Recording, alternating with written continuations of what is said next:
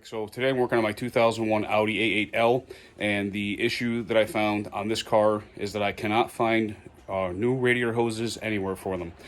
I've checked all the regular parts stores, I've checked all the online parts stores, I tried directly from my Audi dealer, I even called Audi of America, who then just referred me back to my dealer, even though I told them that they can't help me. So I ended up having to make my own hoses. I'll show you the parts I used, my workaround for it, and I'll give you links in the description where you can find some of these parts. Okay, so I've already got a bunch of stuff removed here because I've been working on the oil cooler seals down here. And so I've got the headlight out. I've got this motor mount out because the motor mount was also bad. That's the new motor mount I just set in there for now. Okay, so the upper hose starts here. It goes to this tube right here. The lower hose obviously comes way down from the bottom of the radiator, right down there.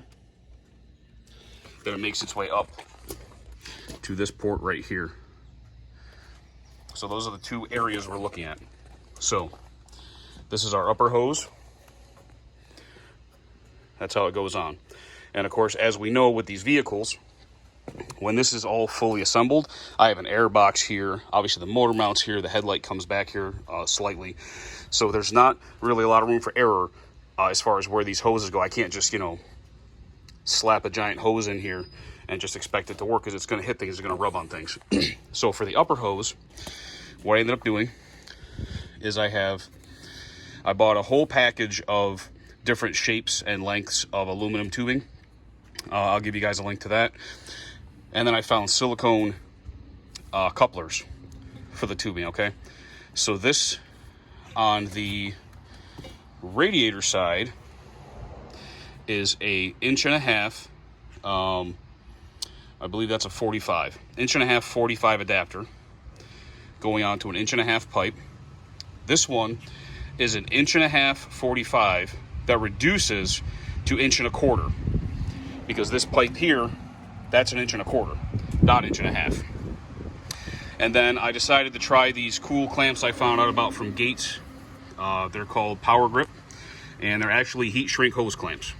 So you get them on there, heat them up with a heat gun, just like electrical wiring heat shrink, and they shrink real good. It's my first time using them, but they have a lot of positive reviews online. So what I do know is when I try and twist this now, that hose is tight enough and it's gripping that pipe tight enough, I cannot twist these joints anymore. So I think that's a positive indicator.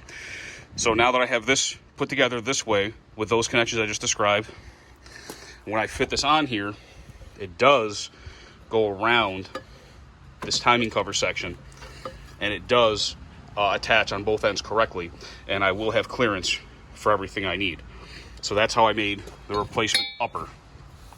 Now, the replacement lower is a little more complex, and the problem I found here with the piping and silicone angle design was I didn't have exactly enough space in between angles to attach the next angle.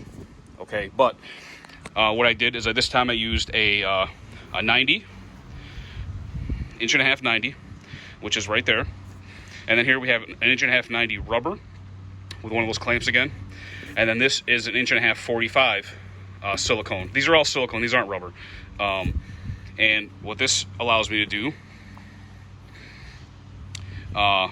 is mimic that pipe very closely. So even though this doesn't look exactly like the old pipe, the way it sits, the flexibility of this silicone and a twist of the pipe gives me just what I need. It does mount correctly to both pipes like it's supposed to. So check the description of this video. I'll give you links where I got all this stuff from. I spent too much money because I bought extra stuff. I bought extra clamps. I bought a whole kit of this tubing, which I didn't really need. All you really need is a 90 and this loop around here. So this here is like the center section cut out of this loop. It's just enough to let me sweep down and back up again in this pipe.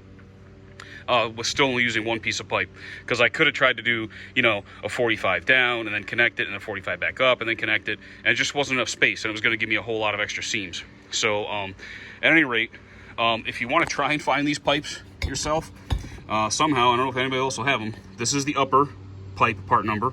I couldn't find it. This is the lower pipe part number. So best of luck if you can find them.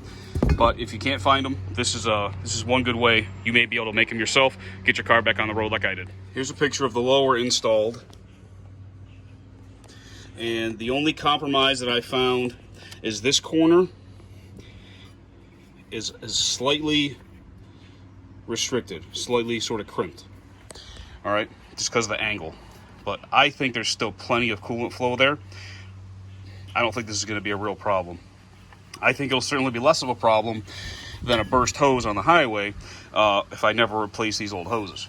So that's the drawback of this design and the space we're given. So just so you know, when I did this, I couldn't get this bend perfect in this spot.